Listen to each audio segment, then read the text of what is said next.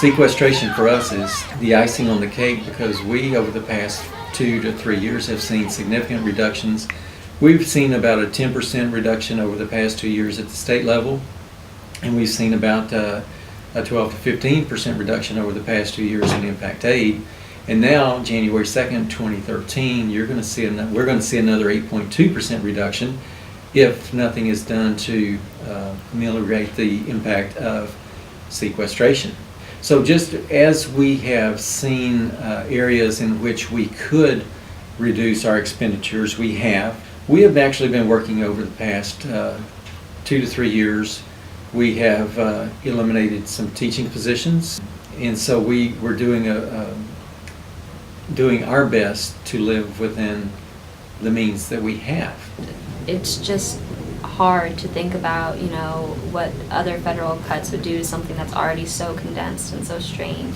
We used to get handed out computers to keep in our lockers and use it at home, and now we don't because there's not enough of them. And so if you think about that, and then you think about them trying to cut more spending out of the budget, you can imagine the possibility of people losing jobs that they've had for so long.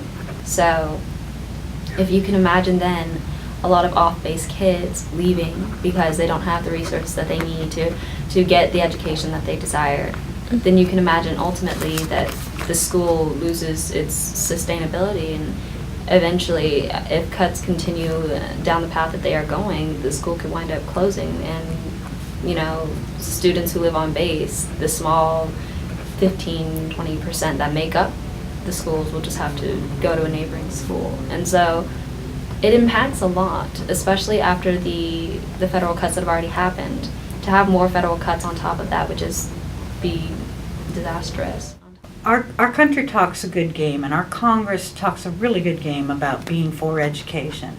But 9 out of 10 times it is subjected to partisan politics, and essentially it's the child who suffers. And our children doubly suffer, because if they're cutting education, they're cutting military expenses. Our kids are taking a double hit. And I think that they kind of suffer more than anyone else.